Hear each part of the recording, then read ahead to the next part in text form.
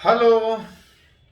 Welcome है एक नए लेक्चर इस हीट वाले चैप्टर में। अभी तक इस हीट में दो टॉपिक पढ़ चुके हैं। एक था पहला थर्मोमेट्री और दूसरा जो लास्ट में हम लोग पढ़ रहे थे जो थर्मल एक्सपेंशन। छोटा छोटा ढेर सारा टॉपिक इस पूरे हीट चैप्टर में है। अलग अलग रूप में एक चैप्टर के ही रूप में दिया हुआ है। हाँ, न्यूमेरिकली अब जितना डिटेल में बना लिए, लेकिन बात उतना ही है जो हम लोग को पढ़ना है। Thermometry, thermal expansion. और आज हम लोग सीखने का कोशिश करेंगे एक और टॉपिक इस हीट का, जिसको हम बोलते हैं कैलोरीमेट्री। लास्ट लेक्चर में सीख रहे थे कि किसी बॉडी का अगर टेम्परेचर चेंज होगा तो क्या होगा, किस तरह से रिलेट करें। और आज हम लोग रिलेट करना चाह रहे हैं कि अगर किसी बॉडी का जो टेम्परेचर चेंज हो रहा है, वो टेम्परेचर चेंज क्यों हो रहा है, किसके कारण हो रहा है, कब चेंज होगा, कितना चेंज होगा, टेम्परेचर चेंज होने से क्या होगा, नहीं टेम्परेचर चेंज कैसे होगा उसके बारे में। एक्चुअली हर बॉडी में टेम्परेचर के कारण कुछ एनर्जी होता है, और किसी बॉडी में टेम्परेचर के कारण जो एनर्जी है, that energy is called as heat energy. Heat एक तरह का एनर्जी है, एक फॉर्म ऑफ एनर्जी जो किसी बॉडी में होगा उसके टेम्परेचर के कारण, जो एक बॉडी से दूसरे बॉडी में ट्रांसफर होगा due to temperature difference. Body at higher temperature को अगर कांटेक्ट में रखिएगा बॉडी एट लोअर टेम्परेचर, तो बॉडी हायर टेम्परेचर से energy that is heat transfer होगा उस लोअर में। और अगर किसी बॉडी से एनर्जी निकलेगा दैट इज हीट निकलेगा, तो टेम्परेचर घटेगा। अगर किसी बॉडी को टेम्परेचर, अगर एनर्जी दिया जाए, हीट दिया जाए, उसका टेम्परेचर बढ़ेगा। वही इस चैप्टर में, चैप्टर तो हीट है, इस टॉपिक में हम लोगों को सीखना है कि किसी बॉडी का अगर टेम्परेचर चेंज करना है तो एनर्जी कितना देना पड़ेगा, हीट कितना देना पड़ेगा। विच इज कैलोरीमेट्री में लोग पढ़ने का बात करेंगे। हीट का एक तरह का energy which flows between two body due to temperature difference from higher to lower. कब तक? जब तक दोनों का टेम्परेचर सेम नहीं हो जाए। हायर वाला टेम्परेचर लूज करेगा, एनर्जी लूज करने के कारण, और एनर्जी गेन करने के कारण लोअर टेम्परेचर का, लोअर टेम्परेचर वाले बॉडी का टेम्परेचर बढ़ेगा। तो वही थोड़ा सीखना है इस टॉपिक में कि किसी बॉडी का टेम्परेचर चेंज कैसे होगा, कितना एनर्जी चाहिए, उसके बारे में। हाँ, आगे बढ़ने से पहले एक नया टर्म का बात की। हीट एक तरह का एनर्जी, जितना भी तरह का एनर्जी है सारे का डायमेंशन सेम होता है, ml/t-2। यूनिट का बात कीजिएगा तो सारे का एनर्जी का ऐसा यूनिट विच इज जूल, जिसको हम लोग कैपिटल जे से रिप्रेजेंट करते हैं, जूल होता है। सीजीएस यूनिट अर्ग होता है, लेकिन जनरली हम लोग हीट को कैलोरी के टर्म में लिखते हैं। जहां पे पढ़े होंगे 1 कैलोरी बराबर 4.18 जूल। तो एक नया टर्म था, उसका बात की। तब एक्चुअली सीखना चाह रहे हैं कि किसी बॉडी का टेम्परेचर बढ़ाने के लिए जो एनर्जी चाहिए वो कितना चाहिए, उसको रिप्रेजेंट कैसे करते हैं। तो एक नया टर्म है जिसको बोलते हैं स्पेसिफिक हीट कैपेसिटी, या बहुत बार सिर्फ स्पेसिफिक कैपेसिटी लिखा रहेगा, जिसको हम लोग स्मॉल एस या स्मॉल सी से रिप्रेजेंट करते हैं, जो बता रहा होता है कि किसी बॉडी को जो हीट चाहिए, हीट रिक्वायर्ड, किसी बॉडी को जो हीट चाहिए, heat required per unit mass, पर unit change in temperature. Unit mass वाले बॉडी को, यूनिट मास वाले बॉडी को यूनिट डिग्री टेम्परेचर बढ़ाने में जितना अमाउंट ऑफ हीट चाहिए, हीट को जनरली हम लोग क्यू से रिप्रेजेंट करते हैं। यूनिट मास वाले बॉडी को यूनिट टेम्परेचर बढ़ाने में जितना अमाउंट ऑफ हीट चाहिए, उसी को हम लोग स्पेसिफिक हीट रिलेट करते हैं। ये बताता है कि किसी बॉडी को हीट करने में कितना एनर्जी चाहिए। अगर क्रॉस मल्टीप्लाई कीजिएगा, दैट इज डेल्टा क्यू बराबर एम एस इंटू डेल्टा, बता रहा है कि एम मास वाले बॉडी अगर टेम्परेचर बढ़ाना है तो जो आपको हीट चाहिए एक और फैक्टर पे डिपेंड कर रहा है, जिसको हम लोग स्पेसिफिक हीट कैपेसिटी बोलते हैं। ये बता रहा होता है कि हीट करना किसको, एल्यूमिनियम को, स्टील को, आयरन को, किसको हीट करना है। मास पे तो डिपेंड कर रहा था, टेम्परेचर पे तो डिपेंड कर रहा था, साथ साथ इस बात पे भी डिपेंड कर रहा है कि कौन से मटेरियल को हीट करना है। ये जो स्पेसिफिक हीट था, it's value depends upon nature of material of body, कि कौन से मटेरियल से बना है। आगे बढ़ने से पहले एक नया टर्म डिफाइन कर रहे हैं जो बता रहा है कि यूनिट मास वाले बॉडी का टेम्परेचर बढ़ाने के लिए कितना हीट चाहिए, amount of heat required per unit mass पर यूनिट चेंज इन टेम्परेचर। एक नया टर्म है, इसका हम लोग डायमेंशन का बात करें। डायमेंशन में स्पेसिफिक हीट आ रहा था डेल्टा क्यू बटा M delta theta. Delta Q मतलब एनर्जी, सारे एनर्जी का डायमेंशन से, मास विच इज एम, और टेम्परेचर जिसको हम लोग केल्विन कैसे लिखते, एम वाला फैक्टर कैंसिल होगा, L square T minus two which is K minus. एक नया टर्म है, इसका डायमेंशन के साथ यूनिट का भी बात करेंगे।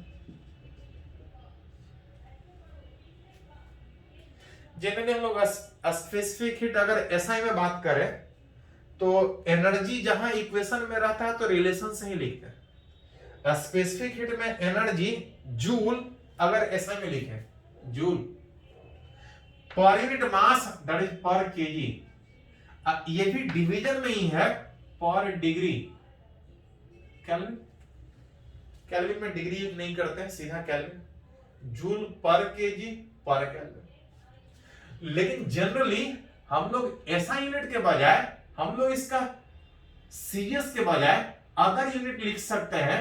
जनरली हम लोग एनर्जी को कैलोरी में यूज करते हैं, विच जूल के बजाय कैलोरी, केजी के बजाय ग्राम, विच पर degree centigrade. Actually 1 degree change Celsius में लिखे या केल्विन में, दोनों एक ही है।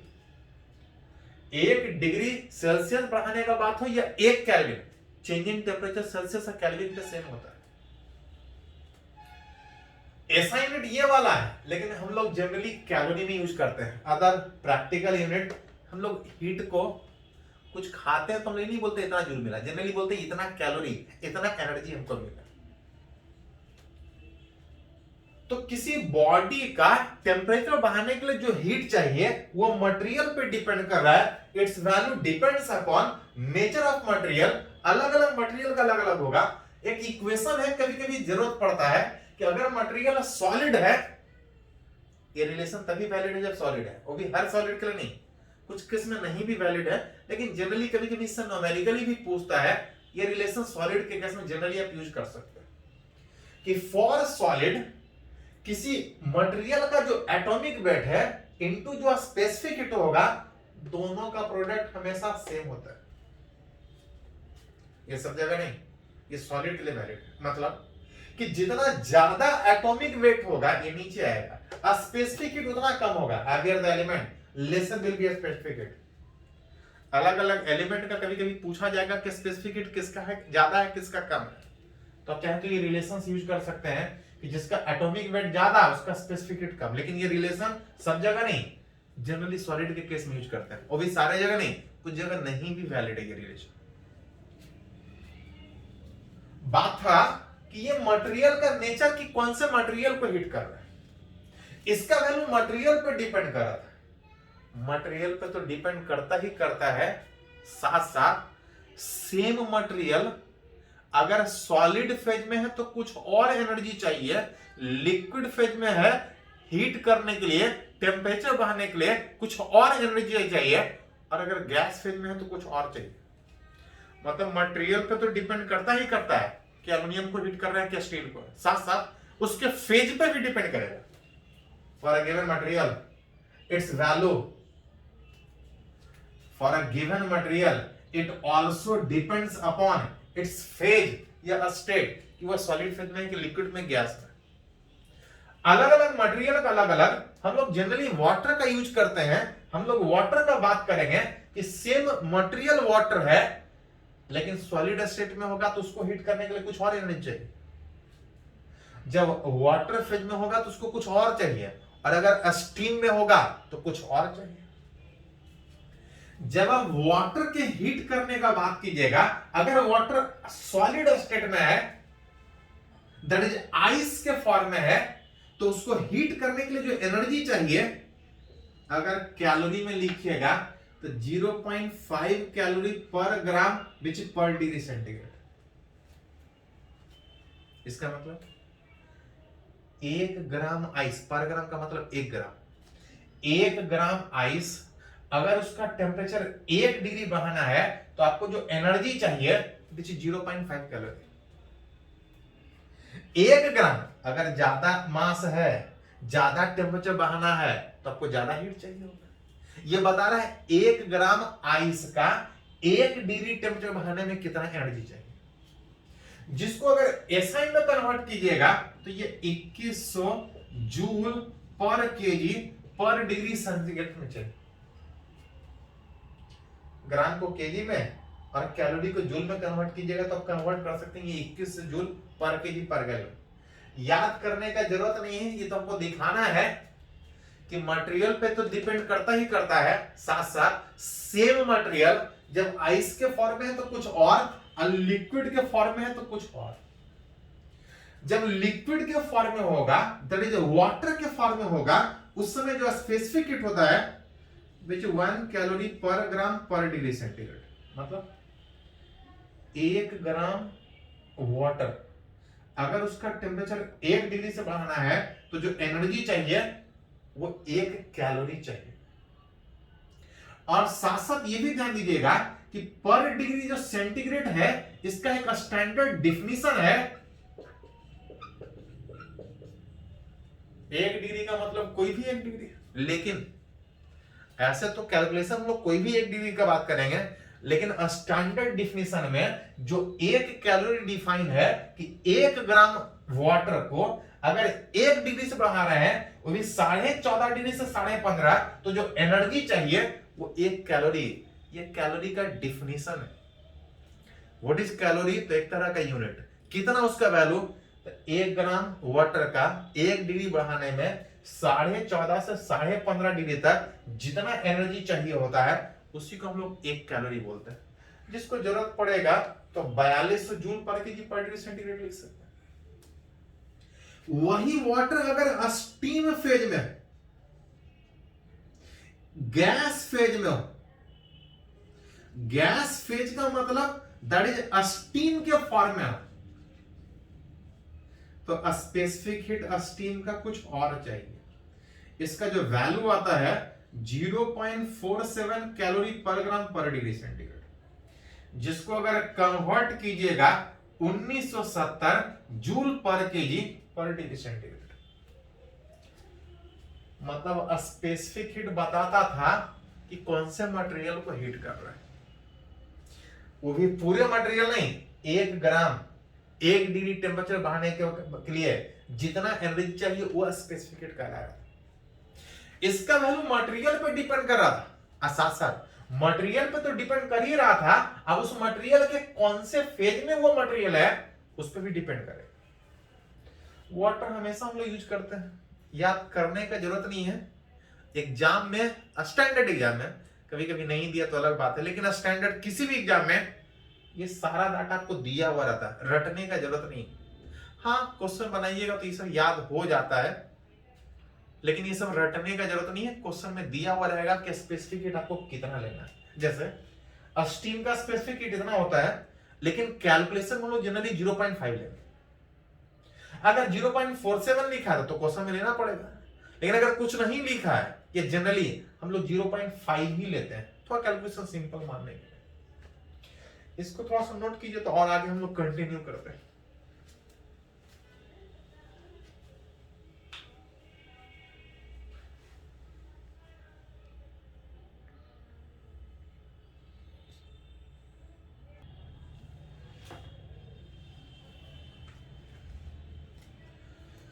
तो हम लोग सीखना चाह रहे हैं कि किसी बॉडी का अगर टेम्परेचर चेंज करें तो जो एनर्जी चाहिए वो कितना चाहिए, उसको रिलेट कैसे करें। तो अभी एक टर्म सीखे, स्पेसिफिक हीट कैपेसिटी, जो बता रहा था कि कौन से मटेरियल को हीट करना है, उसको कितना एनर्जी चाहिए। मटेरियल के नेचर को बता रहा था कि 1 ग्राम मटेरियल को 1 डिग्री बढ़ाने में कितना एनर्जी चाहिए, और ज्यादा मटेरियल था तो सिंपल फॉर्मूला था m into S into delta theta. इसी में कभी कभी किसी बॉडी के मास को, किसी बॉडी के मैटर को मास से बताने के बजाय अगर किसी बॉडी के मैटर को अगर नंबर ऑफ मोल से दिखाया गया है, तो उस बॉडी का टेम्परेचर चेंज करने के लिए मास के बजाय अगर उसके मैटर को अगर नंबर ऑफ मोल से रिप्रेजेंट करें, तो amount of heat required mass के जगह पे per number of mole per unit change in temperature is called as molar specific heat. Which 1 gram या 1 केजी मैटर के बजाय 1 मोल वाले सब्सटेंस को 1 डिग्री टेम्परेचर बढ़ाने में जितना अमाउंट ऑफ हीट चाहिए, इसको हम लोग बोलते हैं स्पेसिफिक हीट बोलते हैं, लेकिन मोलर स्पेसिफिक हीट। वो था स्पेसिफिक हीट, इसको बोलते हैं मोलर स्पेसिफिक हीट। उसको स्मॉल एस या स्मॉल सी से रिप्रेजेंट करते थे, इसको कैपिटल सी से रिप्रेजेंट करते हैं। which amount of heat required per number of mole per unit in temperature, 1 मोल को 1 डिग्री टेम्परेचर बढ़ाने में अगर क्रॉस मल्टीप्लाई करें,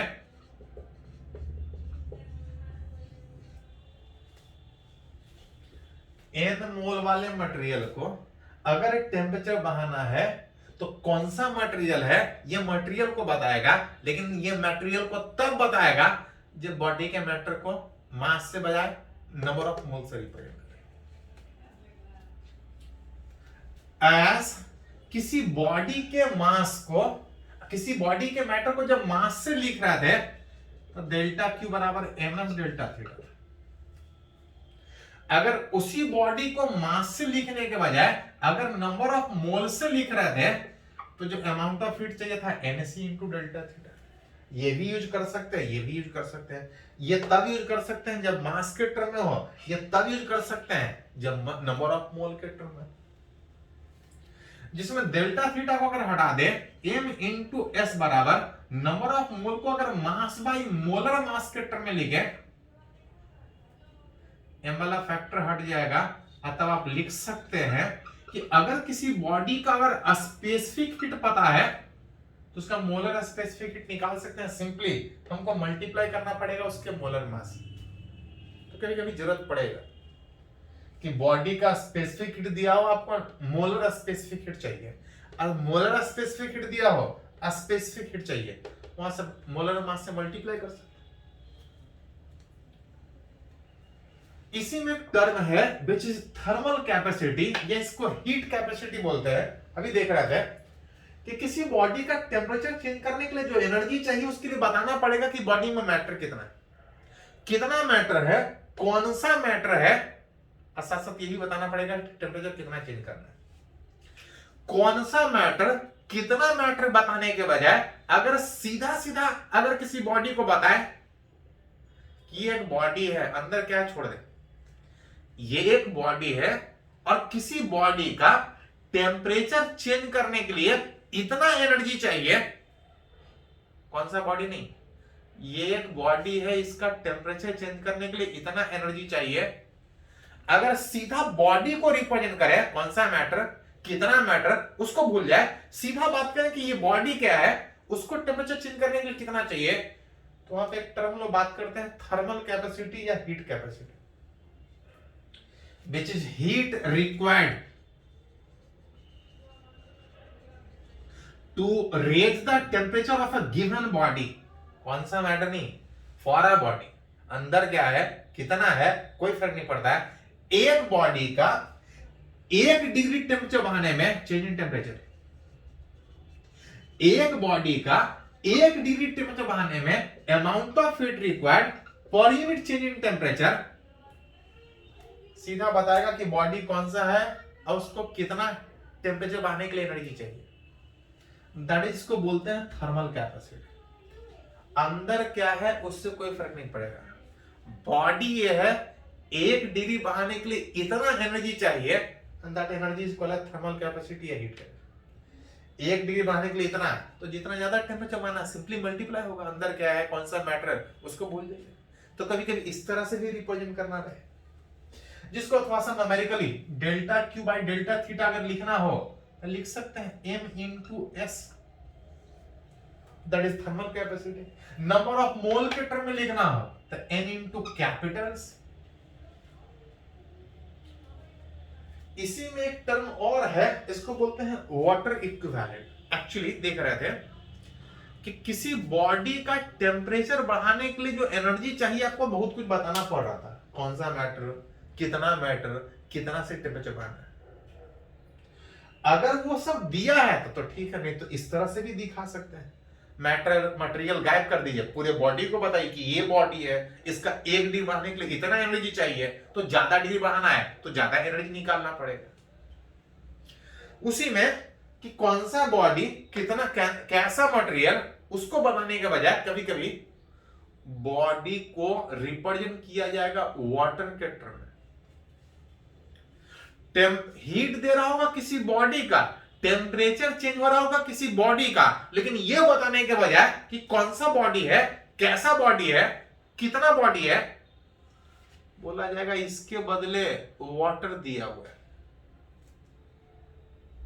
जिसको हम लोग बोलते हैं वाटर इक्विवेलेंट। कि किसी बॉडी में जो चेंजेज हो रहा है उसको सीधा बॉडी के टर्म में बात करने के बजाय अगर हम उसके चेंजेस को वाटर के टर्म में रिप्रेजेंट करें, it is amount of water. किसी बॉडी को हम रिप्रेजेंट कर रहे हैं वाटर के टर्म में, it is the amount of water. किसी बॉडी को हम वाटर के टर्म में कब बात कर पाएंगे? किसी को किसी और के टर्म में बात कर सकते हैं, हाँ कर सकते हैं, लेकिन तब जब जैसा चेंजेज उसमें हो रहा है, अगर वैसा ही चेंजेज अगर वाटर में हो तो आप बोल सकते हैं कि इसको बात कीजिए या वाटर को बात कीजिए, दोनों एक ही चीज। किसी बॉडी में चेंज हो रहा है लेकिन उसको बॉडी के टर्म में बात करने के बजाय हम वाटर के टर्म में बात कर रहे हैं। वाटर के टर्म में बात तभी कर पाएंगे जैसा चेंजेस बॉडी में हो रहा है, अगर वैसा ही चेंजेस वाटर में हो तब वाटर में बात कर लीजिए, बॉडी में बात कर लीजिए, कोई फर्क। एंड किसी बॉडी को जब हम वाटर के टर्म में रिप्रेजेंट करके चेंजेस का बात करेंगे, that amount of water is called as water equivalent. It is the amount of water which when given same amount of it as to the body, जितना अमाउंट ऑफ हीट बॉडी को दे रहे हैं उतना ही अमाउंट ऑफ हीट अगर water को दे, resulting in same change in temperature of water as that of body. जितना टेम्परेचर चेंज बॉडी में हो रहा है अगर उतना ही वाटर में हो तो बोल सकते हैं कि वाटर का बात कीजिए चाहे बॉडी का बात कीजिए। एंड जितना अमाउंट ऑफ वाटर जिसको बात करना चाह रहे हैं, बॉडी के बदले बात करना चाह रहे हैं, is called as water equivalent, जो चेंजेस को बताएगा, बॉडी और वाटर के चेंजेस को बताएगा कि दोनों में चेंजेस सेम है। मतलब आप लिख सकते हैं कि दैट इज डेल्टा क्यू किसी बॉडी को दे रहे थे तो चेंज ऐसा हो रहा था। बॉडी का बात करने के बजाय अगर उसको वाटर के टर्म में बात करें तो जितना हीट बॉडी को दे रहे हैं उतना हीट वाटर को दे, रिजल्टिंग इन अगर उतना ही चेंजिंग टेम्परेचर हो तो ये बॉडी का बात कीजिए चाहे वाटर का बात कीजिए कोई फर्क नहीं पड़ेगा। जहां पे अमाउंट ऑफ मास के बजाय अमाउंट ऑफ वाटर का बात करें, that is called water equivalent, कि बॉडी को हम वाटर के इक्विवेलेंट बात कर रहे हैं। हाँ स्पेसिफिक हीट वाटर का जिसमें डेल्टा थीटा कैंसिल, हेंस आप लिख सकते हैं water equivalent of a body that is W बराबर, यहां से अगर अरेंज कीजिएगा m into a specific heat उस बॉडी का डिवाइड बाय वाटर का स्पेसिफिक। ये बॉडी का बात कर रहा है लेकिन बॉडी के टर्म में नहीं, वाटर के टर्म में। हम चेंजेस निकालेंगे वाटर में, बोलेंगे कि वही चेंजेस बॉडी में हो। अगर किसी बॉडी का वाटर इक्विवेलेंट दिया है तो हम सीधा उसके चेंजेस का बात करेंगे कि कितना हीट दिया तो कितना चेंजेस होगा। निकालने बोला जाए कि बॉडी को इक्विवेलेंट के टर्म में रिप्रेजेंट कीजिए वाटर के टर्म में, तो कुछ नहीं, इस तरह से निकाल सकते हैं वाटर इक्विवेलेंट। तो ये कुछ टर्म है जिसके हेल्प से अभी बात कर रहे थे कि किसी बॉडी का अगर टेम्परेचर चेंज करना है तो जो अमाउंट ऑफ एनर्जी चाहिए कितना चाहिए उसको रिलेट कैसे करें। चलिए इसको थोड़ा सा पहले नोट कर लीजिए तो आगे कुछ और भी बात सीखते हैं।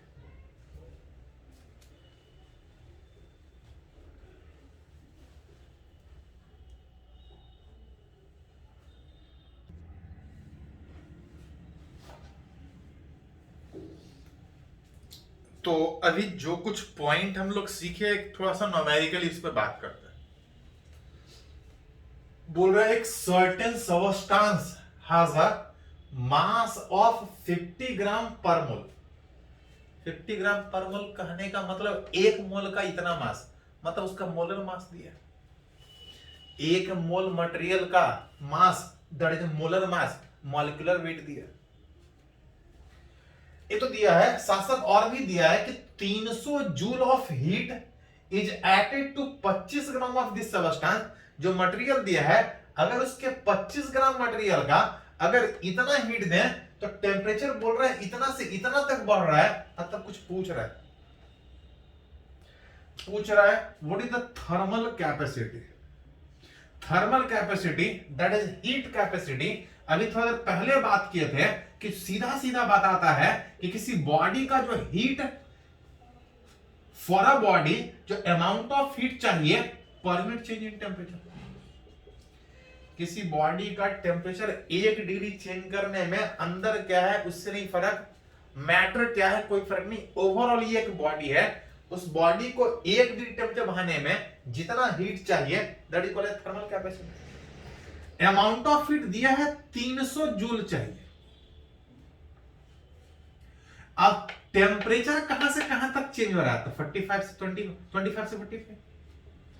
इतना टेम्परेचर चेंज करने के लिए बॉडी में इतना हीट चाहिए, तो 1 डिग्री में कितना चाहिए तो डिवाइड कर लेंगे, that is 300 divide by which is centigrade. ये 20 आ रहा है, डिवाइड कीजिएगा तो ये 15 आ जाएगा। 15 क्या जूल पर डिग्री सेंटीग्रेड थर्मल कैपेसिटी। एक और इसमें क्वेश्चन पूछ रहा है कि अगर मटेरियल को हीट करने के लिए इतना एनर्जी चाहिए तो इसका स्पेसिफिक हीट कैपेसिटी कितना होता है। एक होता है स्पेसिफिक हीट, एक होता है मोलर स्पेसिफिक। इसको स्मॉल एस या स्मॉल सी से लिखते हैं, इसको कैपिटल सी से लिखते हैं। स्पेसिफिक हीट अभी थोड़ा देर पहले सीखे थे कि किसी बॉडी को जो हीट चाहिए पर यूनिट मास पर unit change temperature. Unit mass वाले बॉडी को यूनिट डिग्री टेम्परेचर चेंज करने के लिए जितना अमाउंट ऑफ हीट चाहिए दैट इज स्पेसिफिक। जिसमें दिया था कि 25 ग्राम उस मटेरियल का हीट जो चाहिए वो जो दिया है वो 300 जूल। अब मास दिया है 25 gram into delta theta which 45। Temperature change करने के लिए इतने वाले मटेरियल को इतना हीट चाहिए, लेकिन गड़बड़ क्या है कुछ जूल में है कुछ ग्राम में है, मिक्स नहीं कर सकते। हाँ मन करे तो मिक्स कर सकते हैं, जैसे ये हो जाएगा 45 माइनस 25 विच इज 20। 20 से डिवाइड कीजिएगा तो ये आ जाएगा 15 डिवाइड बाय 25, लेकिन थोड़ा यूनिट में ध्यान देना पड़ेगा, यहां जूल लिखना पड़ेगा, इसको ग्राम पर डिग्री सेंटीग्रेड। हाँ जरूरत पड़े तो केजी में कन्वर्ट कर सकते हैं। जूल ये पर ग्राम है, केजी में तो मल्टीप्लाई करना पड़ेगा 10 टू द पावर 3 से। चलिए ऐसे ही रहने देते हैं, और थोड़ा सा डिवाइड करना हो तो 3 divide by 5, 3 divide by 5 joule per gram पर डिग्री सेंटीग्रेड। मन करे तो केजी में कन्वर्ट कर लीजिए। केजी में कन्वर्ट कीजिएगा तो 1 ग्राम में इतना, तो 1 केजी में 1000 से multiply 10 to power 3 joule per KG per degree centigrade. Kelvin में लिखे कोई फर्क नहीं पड़ता, क्योंकि चेंज सेल्सियस में बात कीजिए केल्विन में बात कीजिए सेम होता है।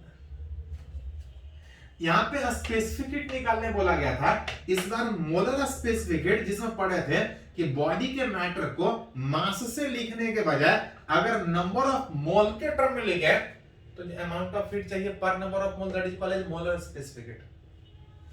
जिसमें अमाउंट ऑफ हीट हमको दिया था 300 जूल, और नंबर ऑफ मोल नहीं, बोल रहा था 25 ग्राम वाले मटेरियल जिसमें 50 ग्राम पर मोल है, तो 25 ग्राम में कितना मोल होगा? एक मोल में 50 ग्राम, तो 25 ग्राम में आधा मोल होगा, इस तरह से निकाल सकते हैं। ये जो टेम्परेचर चेंज होने का बात था वो 45 से 25 से 45 अरेंज कीजिएगा तो यह आ जाएगा 300/20 दैट इज 15 डिवाइड बाई 1/2, ये ऊपर चला जाएगा 30 यूनिट एनर्जी का जूल होगा पर नंबर ऑफ मोल पर डिग्री सेंटीग्रेड। इसको डिग्री सेंटीग्रेड लिखे या इसको केल्विन लिखे, इसको कोई फर्क नहीं पड़ता है, क्योंकि जो चेंज टेम्परेचर पे होता है, चेंज इन टेम्परेचर सेल्सियस पे होता है और केल्विन पे होता है, चेंज सेम होता है। अगर 1 डिग्री सेल्सियस में बढ़ा तो 1 केल्विन में भी बढ़ेगा, फ़ारेनहाइट में सेम नहीं होता। चलो इसको थोड़ा सा नोट कीजिए तो और आगे बढ़ते हैं हम लोग।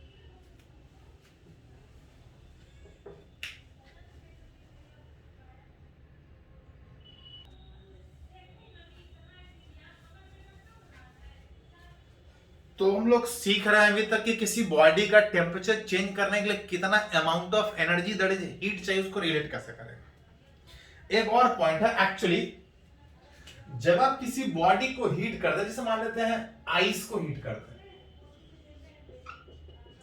आइस माइनस में कुछ टेम्परेचर होगा, मान लेते हैं 10 डिग्री। जब आप आइस को हीट कीजिएगा, बीच एनर्जी दीजिएगा, इसका टेम्परेचर बढ़ेगा -10 से -9 -8 टेम्परेचर बढ़ेगा। अब बढ़ते बढ़ते जब टेम्परेचर इसका 0 डिग्री आ जाएगा, उसके बाद आप इसको हीट देते रहिएगा, इसका टेम्परेचर नहीं चेंज होगा। जब आइस अब मेल्ट करने के कंडीशन में होता है, आप हीट देते रहिएगा, जनरली हीट देने के बाद टेम्परेचर बढ़ने का बात। लेकिन जब आइस 0 डिग्री पे होगा, आप हीट देते रहिएगा, उसका टेम्परेचर नहीं चेंज करेगा। और टेम्परेचर तब तक नहीं चेंज करेगा जब तक सारा का सारा आइस मेल्ट करके वाटर में नहीं कन्वर्ट हो जाए, इसका टेम्परेचर नहीं चेंज करेगा। जैसे ही आइस सारा का सारा वाटर में हो जाएगा, उसके बाद हीट दीजिएगा तो टेम्परेचर बढ़ेगा। टेम्परेचर बढ़ते जाएगा, लेकिन हमेशा नहीं। जैसे ही वो 100 डिग्री पे पहुंचेगा, आप हीट देते रहिएगा, इसका टेम्परेचर नहीं चेंज करेगा। हाँ, वाटर स्टीम में कन्वर्ट होगा, और जब तक सारा का सारा वाटर स्टीम में नहीं कन्वर्ट हो जाए, इसका टेम्परेचर वही रहेगा। मतलब बेसिकली यहां पे देख रहे थे कि जनरली हम हीट देते हैं तो टेम्परेचर बढ़ता है, लेकिन हमेशा नहीं। जब फेज चेंज का बात होता है, जब सॉलिड से लिक्विड में कन्वर्ट होने का बात होता है, तो आप हीट देते रहिएगा, टेम्परेचर नहीं चेंज होगा। एक्चुअली सॉलिड में इंटरमॉलिक्यूलर गैप कम होता है, लिक्विड में इंटरमॉलिक्यूलर गैप ज्यादा होता है। जब मेल्ट करके सॉलिड लिक्विड में कन्वर्ट हो रहा होगा, तो उसके मॉलिक्यूलर गैप को, उसके इंटरनल एनर्जी को चेंज करने के लिए आपको एक्स्ट्रा हीट देना पड़ेगा, तब जाकर आइस मेल्ट होगा वाटर। मतलब जहां भी फेज चेंज का बात है, सॉलिड से वाटर, सॉलिड से लिक्विड, या लिक्विड से वेपर में कन्वर्ट करना हो, गैस में कन्वर्ट करना हो, जहां भी फेज चेंज का बात हो, आपको एक्स्ट्रा में हीट देना पड़ेगा। अब फेज चेंज में जो एक्स्ट्रा में हीट देना पड़ रहा है, उस चेंजेस को, उस हीट को हम लोग लैटेंट हीट से रिप्रेजेंट करते हैं, जिसको हम लोग हीट ऑफ ट्रांसफॉर्मेशन भी बोलते हैं। कि किसी बॉडी का फेज स्टेट चेंज करना है, सॉलिड से लिक्विड में कन्वर्ट करना है, लिक्विड से गैस में कन्वर्ट करना है, तो हमको एनर्जी देना पड़ेगा, एक्स्ट्रा में एनर्जी देना पड़ेगा। एंड दैट, किसी मटेरियल का फेज चेंज करने के लिए जो एनर्जी चाहिए, इसको हम लोग बोलते हैं हीट ऑफ ट्रांसफॉर्मेशन या लैटेंट हीट। जिसको हम लोग डिफाइन करने का जब बात आता है, amount of heat required per unit mass.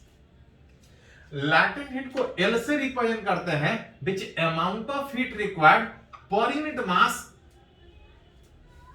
Unit mass वाले बॉडी को जितना अमाउंट ऑफ हीट चाहिए टेम्परेचर फेज चेंज करने के लिए, तो change the state of A substance at constant temperature, उस समय टेम्परेचर चेंज नहीं होगा, the amount of heat per unit mass चाहिए, that is called as latent heat, जिसको क्रॉस मल्टीप्लाई करके लिखिएगा कि अगर लैटेंट हीट अगर दिया है तो जो अमाउंट ऑफ हीट चाहिए m मास वाले का फेज चेंज करने के लिए m इंटू, एक नया फिजिकल क्वांटिटी है तो थोड़ा सा डायमेंशन का भी बात करेंगे। अगर इसका डायमेंशन का बात करें तो आप रिलेट कर सकते हैं, L बराबर delta Q, that is heat energy mls पर t माइनस मास, डिवाइड कीजिएगा तो मास कैंसिल आउट, इसका डायमेंशन हो जाएगा ls पर t माइनस 2। इसका अगर यूनिट का बात कीजिएगा, अगर ऐसा यूनिट का बात कीजिएगा तो ऐसा में लिखिएगा तो amount of heat that is joule per KG. अगर इसका प्रैक्टिकल जनरली जो हम लोग यूज करते हैं, एनर्जी को हम लोग कैलोरी में यूज करते हैं, कैलोरी पर ग्राम।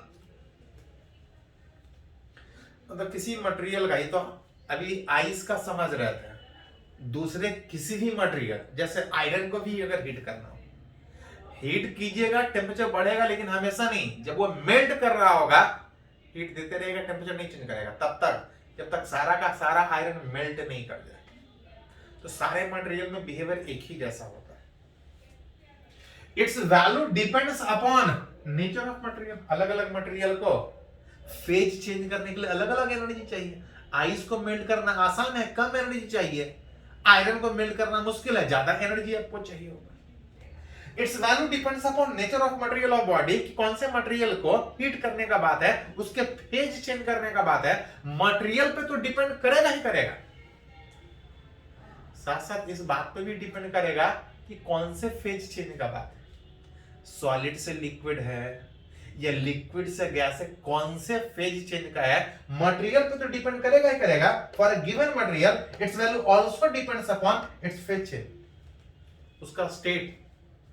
सॉलिड से लिक्विड में कन्वर्ट करने का बात कर रहे हैं कि लिक्विड से गैस, अलग अलग फेज चेंज का बात होगा तो अलग अलग होगा। उस अलग अलग फेज चेंज को हम लोग कुछ टर्म से रिप्रेजेंट करते हैं। इसमें एक है लैटेंट हीट ऑफ फ्यूजन,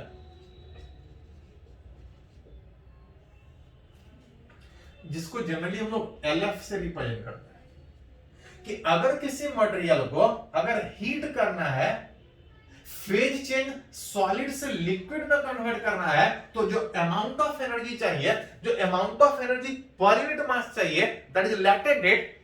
उस लैटेंट हीट को इसको लैटेंट हीट ऑफ फ्यूजन बोलते हैं, यूनिट मास वाले।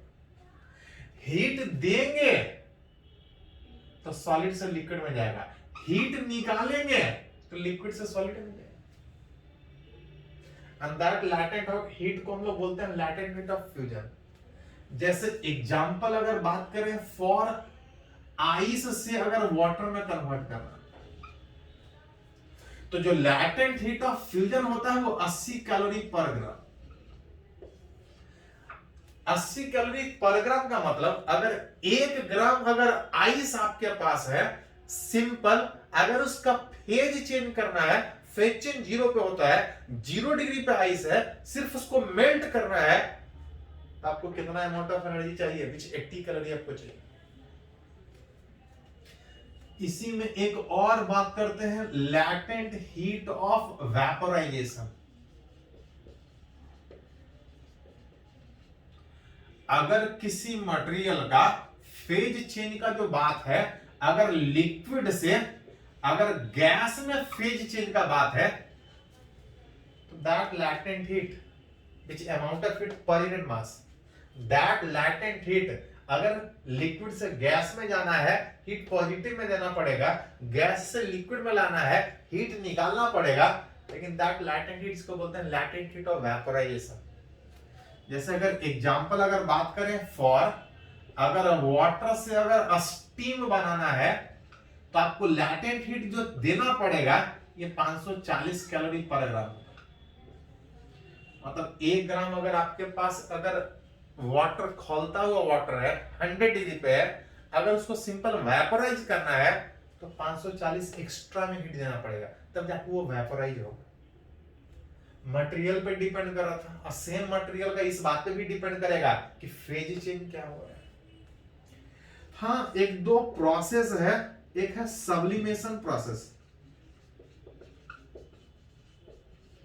कि अगर किसी बॉडी को आप हीट दे रहे हैं, अगर वो बॉडी सॉलिड से अगर सीधा गैस में कन्वर्ट हो, सॉलिड से जनरली लिक्विड में जाता है फिर गैस में जाता है, लेकिन कुछ कुछ मटेरियल ऐसा भी है कि सॉलिड से लिक्विड में जाने के बजाय सीधा सॉलिड से गैस में जाएगा। एग्जाम्पल अगर बात कीजिएगा, कैम्फर,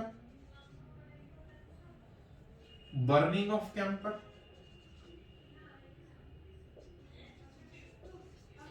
कपूर, कैम्फर, कपूर को जब आप जलाते हैं तो सॉलिड फेज में होता है, वो सीधा वेपर में कन्वर्ट हो जाता है जलाने के बाद। तो दैट प्रोसेस इसको बोलते हैं सब्लिमेशन प्रोसेस। कुछ हीट चाहिए होगा, लेकिन जो हीट हम लोग को पढ़ना यही दोनों वाला, इसका हीट हम लोग को नहीं पढ़ना। हाँ, कभी कभी लिखा रहेगा कि व्हाट इज सब्लिमेशन प्रोसेस। एक और प्रोसेस इसको बोलते हैं पुअर फ्रॉस्ट प्रोसेस, कि अगर कोई मटेरियल अगर गैस से अगर सीधा सॉलिड में, जनरली गैस को ठंडा कीजिएगा तो पहले लिक्विड में कन्वर्ट होगा, लेकिन कुछ कुछ गैस ऐसा भी है जो सीधा सीधा सॉलिड में कन्वर्ट हो जाए, that process is called poor Frost process. Example में बात कर सकते हैं स्नोफॉल। स्नो जब फॉल करने का बात होता है तो क्या होता है, एयर में जो स्टीम है, जो वेपर है, अगर कंडेंस होकर वाटर में कन्वर्ट हो उसको रेन बोलते हैं। अगर जो वेपर एयर में, जो स्टीम एयर में है, अगर वो रेन में कन्वर्ट होने के बजाय, वाटर के फॉर्म में कन्वर्ट होने के बजाय सीधा सॉलिड फॉर्म में कन्वर्ट हो, तो it is snowfall. That process is called poor Frost process. तो ये जस्ट प्रोसेस है, कुछ अमाउंट ऑफ एनर्जी चाहिए हो, लेकिन हमको इसमें कितना एनर्जी चाहिए होगा नहीं पढ़ना है। हम लोग को यही दो प्रोसेस पढ़ना है कि सॉलिड से लिक्विड में कन्वर्ट कैसे होगा, लिक्विड से गैस में कन्वर्ट। हीट देंगे तो आगे, हीट निकालेंगे तो पीछे जाएगा, गैस से लिक्विड, लिक्विड से सॉलिड फेज में आपको उस तरह जाएगा। चलिए इसको थोड़ा सा नोट कर लीजिए, तो कुछ न्यूमेरिकली इस पे हम लोग बात करते हैं।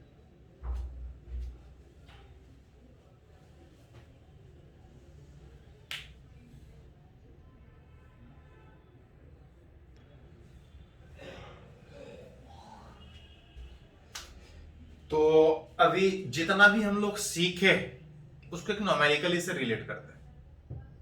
बात था कि अगर किसी बॉडी का अगर टेम्परेचर बढ़ाना है तो जो हीट चाहिए था एम एस डेल्टा थीटा, अगर फेज चेंज करना है तो जो हीट चाहिए था एम इंटू एल।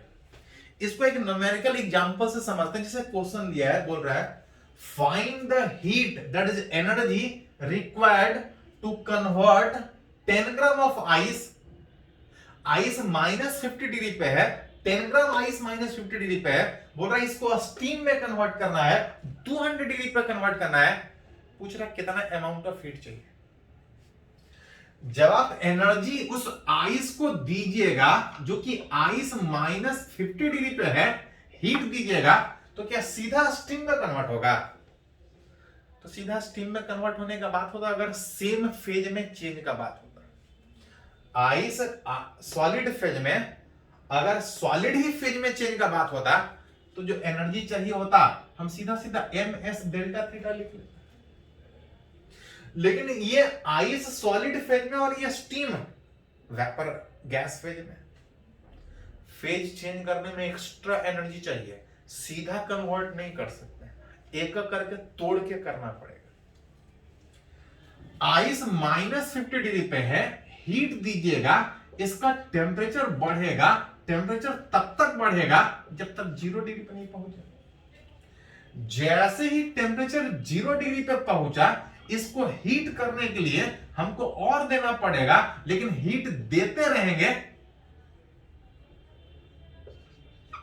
हीट देते रहेंगे, टेम्परेचर नहीं बढ़ेगा, अभी भी ये 0 डिग्री पे होगा और तब तक होगा जब तक ये वाटर में कन्वर्ट नहीं हो जाए। उस समय जो हीट चाहिए latent heat, that latent is called latent heat of fusion. जैसे ही ये आइस सारा का सारा वाटर में कन्वर्ट हो जाएगा, इसके बाद हीट दीजिएगा तो टेम्परेचर बढ़ेगा। कौन सा रिलेशन से? तो जब टेम्परेचर बढ़ता है तो एम एस डेल्टा थीटा हमेशा नहीं बढ़ेगा, तब तक बढ़ेगा जब तक सारा का सारा वाटर 100 डिग्री पे पहुंच जाए। जैसे ही वाटर 100 डिग्री पे पहुंचा, आप हीट देते रहिएगा, इसका टेम्परेचर नहीं चेंज होगा। तब तक चेंज नहीं होगा जब तक ये पूरा का पूरा स्टीम में कन्वर्ट नहीं हो जाए। एक्स्ट्रा में हीट देना पड़ेगा। दैट एक्स्ट्रा वाला heat is called latent heat. Liquid से गैस में कन्वर्ट होना, लैटेंट हीट ऑफ वेपोराइजेशन। जैसी गैस फेज में हुआ, इसके बाद हीट देते रहिएगा, टेम्परेचर बढ़ते रहेगा, जितना बढ़ाना है बढ़ा लीजिए। जब सेम फेज में हो तो जो हीट चाहिए होगा एम एस डेल्टा थीटा। जब फेज चेंज का बात होगा तो एक्स्ट्रा। एक एक करके डिटेल में सारा पहले निकालते हैं। कीवर्ड बराबर सेम फेज में है एम एस डेल्टा थीटा, मास दिया है 10 ग्राम, स्पेसिफिक हीट आइस का स्पेसिफिक हीट कितना था 0.5। अगर इस मास को अगर ग्राम में ले तो स्पेसिफिक हीट दिया हुआ रहेगा। क्वेश्चन में से हम लोग लिखे थे आइस का स्पेसिफिक हीट 0.5 कैलोरी पर ग्राम पर degree centigrade. Delta theta ice -50 पे है, फाइनल टेम्परेचर 0 डिग्री होना है, 0 - 50। ओवरऑल 10 ग्राम, सारा डाटा एक ही यूनिट में लिए हैं। ये 50 डिग्री टेम्परेचर बढ़ाने का बात है। एक डेसिमल हटने के बाद ये 250 आएगा। 250 क्या, तो ये कैलोरी में डाटा लिया हुआ है। ये तो Q1 हुआ। इस तरह से एक करके हमको सारा लिखना पड़ेगा। Q2 में फेज चेंज का बात था, आइस के फेज चेंज का बात था, latent heat of fusion not vaporisation. Mass 10 था, लैटेंट हीट ऑफ फ्यूजन थोड़ा पहले लिखे थे 80 कैलोरी पर ग्राम था, 80 कैलोरी पर ग्राम। ये 10 ग्राम में दिया था, ग्राम वाला यूनिट कैंसिल आउट, 800 कैलोरी। इसमें फिर से फेज चेंज नहीं, इस बार सीधा टेम्परेचर चेंज का बात, विच Q3 बराबर एम एस डेल्टा थीटा में मास 10। इस बार ये वाटर के फॉर्म में है और वाटर का स्पेसिफिक हीट 1 था। ये 1 डिग्री बढ़ाने में ओवरऑल 100 डिग्री टेम्परेचर चेंज करना है, 0 से 100 तक। जो अमाउंट ऑफ एनर्जी चाहिए विच 1000 कैलोरी। अभी वाटर तक पहुंचे, लेकिन इसका फेज चेंज स्टीम में करना है, एक्स्ट्रा में एनर्जी देना पड़ेगा। Q4 बराबर mass into latent heat of vaporisation. Mass 10 gram, latent heat of vaporisation पढ़े थे 540 कैलोरी पर ग्राम। कुछ समय दिया हुआ रहेगा, हमको याद है। हाँ, वाटर हमेशा हम लोग यूज करते हैं तो जनरली याद हो जाता है। आप भी बनाइएगा तो याद रहेगा। ये 5400 कैलोरी आएगा। अभी स्टीम 100 डिग्री तक पहुंचे, हमको 200 तक पहुंचाना है। सेम फेज में एम एस डेल्टा थीटा, मास 10 ग्राम, स्पेसिफिक हीट याद कीजिए 0.47 था, लेकिन कैलकुलेशन पर्पस में हम लोग 0.5 लेंगे। 0.47 लिखा रहेगा तो 0.47 लेंगे। कैलकुलेशन था सिंपल माने के लिए 0.5। डेल्टा थीटा 100 डिग्री बढ़ाना है। Overall 100 into 10 1000 into 0.5 500 calorie. Total heat required, तो एक करके सारे को जोड़ना पड़ेगा। Q1 Q2 Q3 Q4 Q5। पहला वाला जो हीट चाहिए था विच इज 250 कैलोरी, दूसरा वाला जो चाहिए 800, तीसरा वाला 1000, चौथा वाला 5400 कैलोरी और लास्ट वाला 500। जोड़ लीजिए जितना आ जाए। 54 64 64 8 72 72 5 77 77 टू 7950 कैलोरी। थोड़ा सा आपको बस ये ध्यान रखना है कि जब तक फेज चेंज हो तो ms delta theta, phase change का बात तो एक्स्ट्रा है। अगर सॉलिड से लिक्विड जाना है तो लैटेंट हीट ऑफ फ्यूजन, अगर लिक्विड से अगर गैस में जाना है तो latent heat of evaporation. Heat देंगे तो आगे बढ़ेंगे, हीट निकालेंगे तो हमको उल्टा पीछे जाना पड़ेगा। चलिए इसको नोट कीजिए पहले।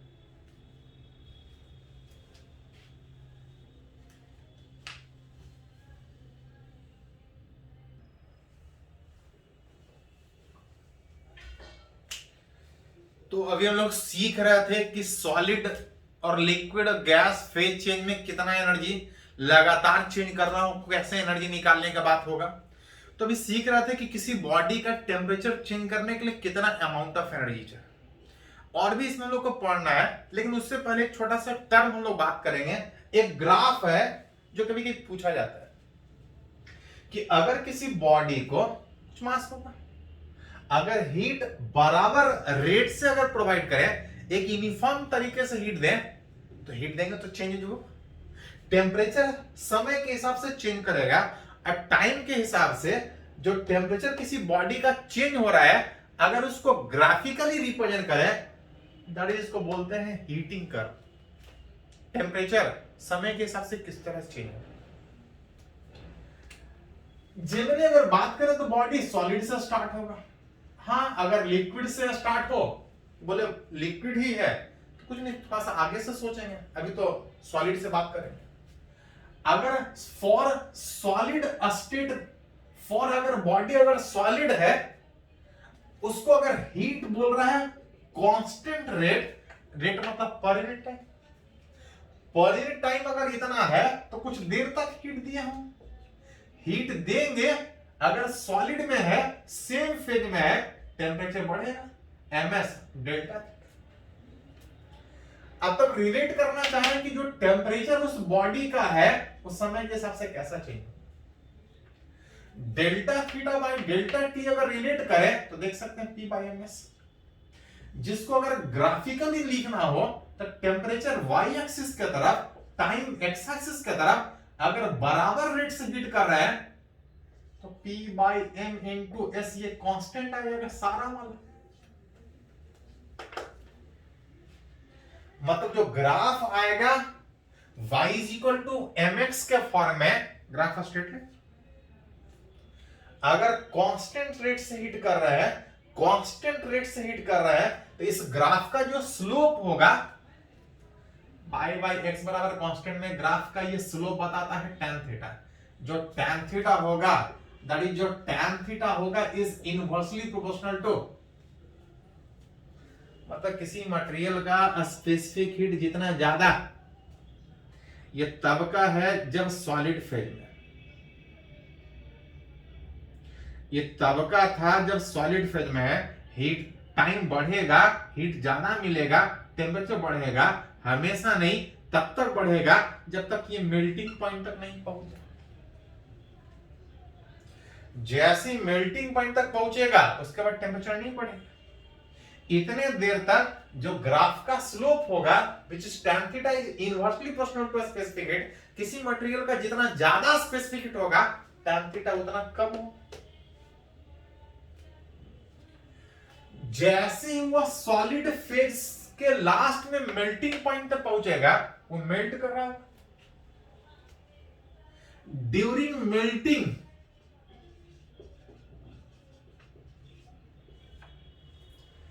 हीट दे रहे होंगे, समय बढ़ रहा होगा, हीट दे रहे होंगे, लेकिन टेम्परेचर ना बढ़ेगा ना घटेगा। That is the process. कौन सा प्रोसेस?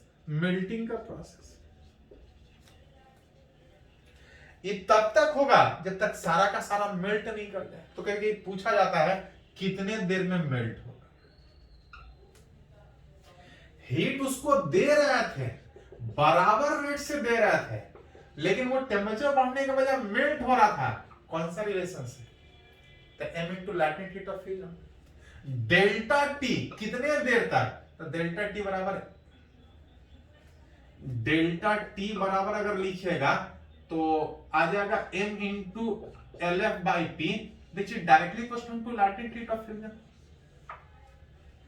जितना ज्यादा latent heat of fusion होगा डेल्टा टी, मतलब ये ग्राफ उतना आगे बढ़ेगा, उतना लंबा स्केल होगा, समय उतना ज्यादा लगेगा मेल्ट करने में। जैसे वो मेल्ट कर जाएगा वो गैस फेज में कन्वर्ट हो जाएगा। अब जैसे ही गैस फेज में अगर पहुंच गया, सॉरी मेल्ट करेगा तो सॉलिड से लिक्विड में कन्वर्ट होगा। जैसे ही वो लिक्विड फेज में कन्वर्ट हुआ फिर हीट देंगे तो उसी तरह से आगे बढ़ेगा। फिर से बात कीजिएगा, समय के हिसाब से जो टेम्परेचर है वो कैसा चेंज करेगा, तो T/ms graph again straight line, y बटा x बराबर कांस्टेंट के फॉर्म में जो ग्राफ का tan थीटा देगा, विच फिर से उसी तरह से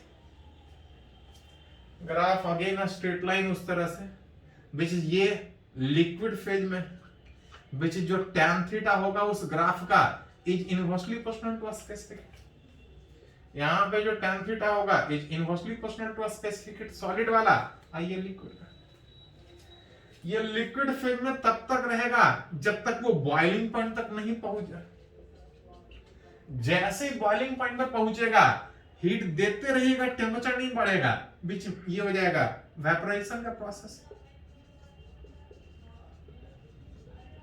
उसके बाद फेज चेंज में ये वाला, अब फेज चेंज में ये वाला, सेम फेज में ये वाला, अब फेज चेंज में ग्राफ इस तरह से रिलेट करेंगे। तो कभी कभी tan थीटा वाला ग्राफ या ग्राफ ही पूछ लेगा कि किस तरह से टेम्परेचर समय के हिसाब से चेंज करेगा, तो जैसा पूछा जाए उस हिसाब से सोच सकते हैं। इक्वेशन दो ही होगा सिंपल, एक ms डेल्टा थीटा, एक m इनटू l, चाहे फ्यूजन हो चाहे वेपोराइजेशन, उसी तरह से आगे बढ़ेंगे। चलिए आज वाले लेक्चर में इतना ही, इसी में कुछ और भी सीखना है वो अगले वाले लेक्चर में होगा, इसको नोट कर लीजिए।